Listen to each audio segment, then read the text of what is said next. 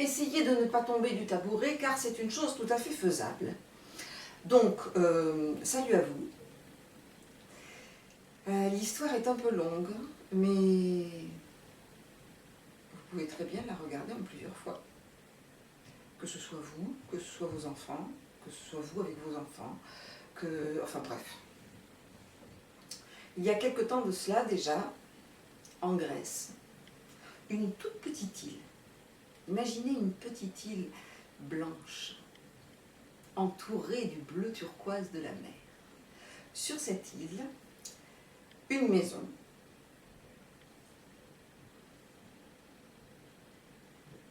tout en sel.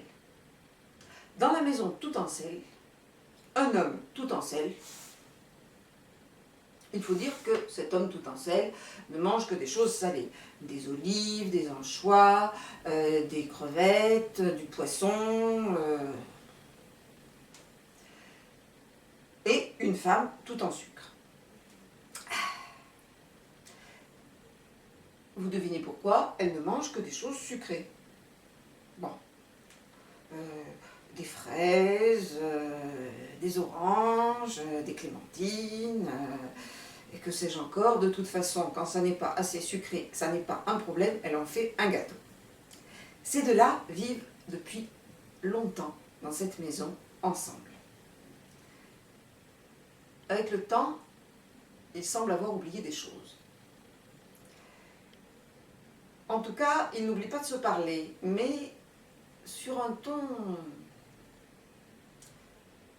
Au moins une fois par jour, l'homme est assis sur sa chaise, jambes croisées, le pied bien retroussé, et la femme, elle, tout à ses gâteaux.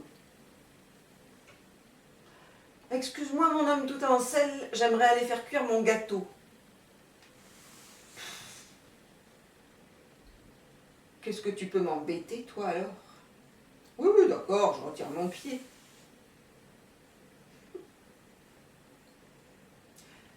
Ce soir, les choses ont pris encore un autre ton. Mon homme tout en sel, tu me laisses aller faire cuire mon gâteau?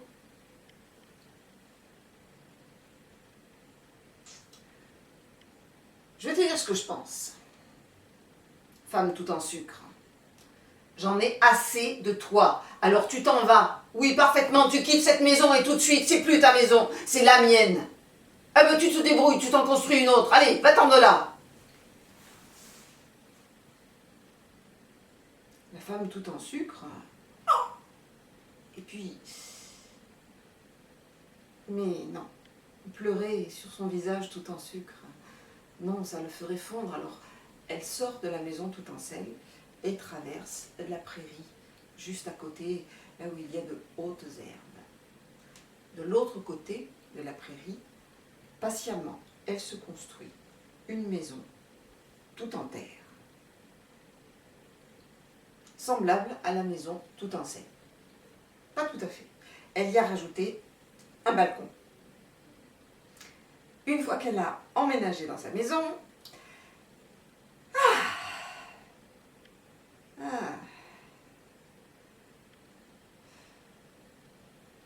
il y a quelque chose qui ne va pas. Et quand elle sonde son cœur, elle comprend. Mais bien sûr qu'il y a quelque chose qui ne va pas, il lui manque. Son homme tout en sel, aussi dur qu'il puisse être, il lui manque. Un petit peu de coquetterie, beaucoup de courage, et la voilà qui sort de sa maison tout en terre, et qui traverse la prairie, et qui va à la maison tout en sel. De derrière le rideau, « Je t'ai dit, femme tout en sucre, je ne veux plus te voir ici, va-t'en de là, c'est plus ta maison !» La première fois, et la deuxième fois. Alors, cette fois-ci, au lieu de traverser la prairie,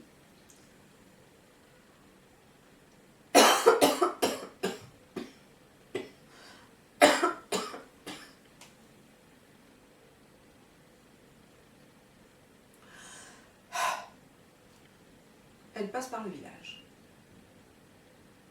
avant d'aller dans sa maison tout en terre. Elle arrive à sa maison tout en terre, elle a les bras chargés. Mais elle arrive quand même à ouvrir la porte, à tout poser sur la table, à fermer la porte, à ouvrir la porte-fenêtre de son petit balcon. Et là, de la caisse en bois qu'elle vient de poser sur sa table, elle sort des petits pots en terre. Et de chaque petit pot en terre sort une petite tige, et au bout de la petite tige, il y a une petite fleur blanche avec un cœur très légèrement jaune. Des fraisiers. Une fois qu'elle les a tous installés sur son balcon, elle les admire et chaque jour, elle arrose ses fraisiers. Et chaque jour, elle arrose ses fraisiers. Et chaque jour, elle arrose ses fraisiers. Et chaque matin, elle... Non, pas ce matin. Pas ce matin parce que là, c'est là et ça lui fait mal. Ça lui fait tellement mal que... Voilà, mon arrosoir est posé et puisque moi je ne peux pas pleurer, eh bien que quelqu'un d'autre pleure à ma place. Là, et pas. Elle referme sa porte vitrée. Et comme elle ne peut pas pleurer, elle boude.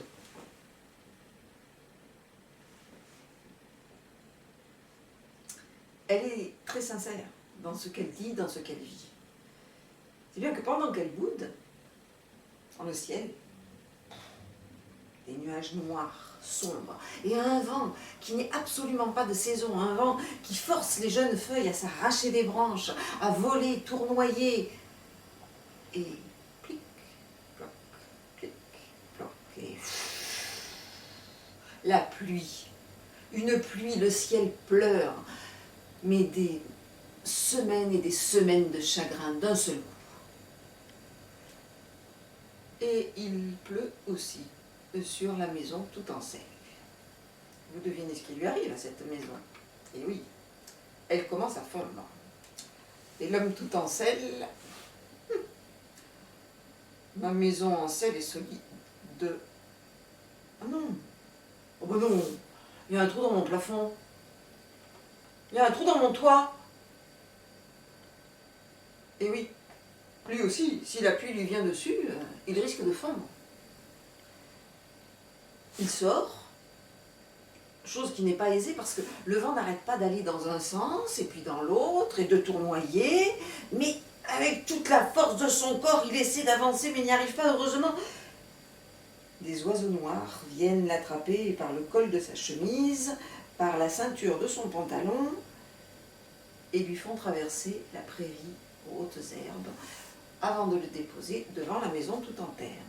Et là, bien sûr, il frappe. Derrière son rideau. « Oh, mon homme tout en sel, non, t'as été trop méchant avec moi !» Quand elle réalise brusquement que si elle le laisse dehors, il va fondre. Alors bien sûr, elle lui ouvre la porte de la maison, le vent engouffre l'homme dans la maison tout en terre, il le pousse tellement bien que l'homme trébuche, d'un coup de pied, il ferme la porte, mais le même coup de pied l'a propulsé vers la femme tout en sucre, et les voici tous les deux réunis dans un bisou, depuis longtemps oublié par ces deux-là. Puis ces deux-là se séparent. L'homme tout en sel est très conscient qu'il n'a pas été vraiment gentil. Il a l'intention de demander pardon, chose qui n'est pas toujours facile. Il va chercher son courage, sa simplicité, son humilité. C'est pas facile à faire remonter tout ça, donc...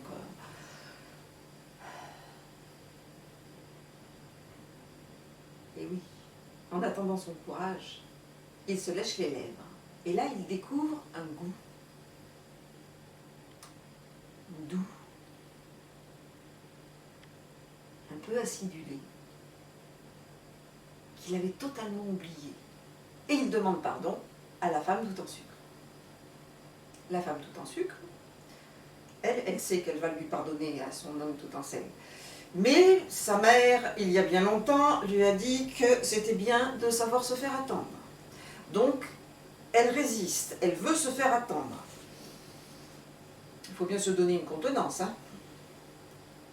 Elle aussi se lèche les lèvres et elle découvre ce goût piquant. Ça donne du peps.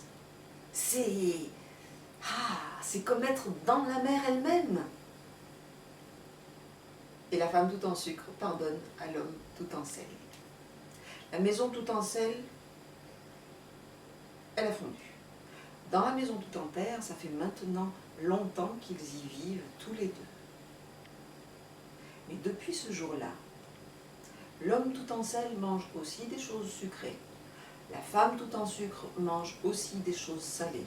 Et surtout, dans cette maison-là, il n'y a plus jamais un mot plus fort que l'autre. Ou alors, c'est un rire. Essayons de faire comme eux. Pas tout à fait même. Essayons de ne pas faire comme eux. De ne pas oublier ce qui nous unit. Évitons les disputes. Rappelons-nous des bons moments. Et j'arrête de moraliser. Et merci bien. Au revoir. À bientôt.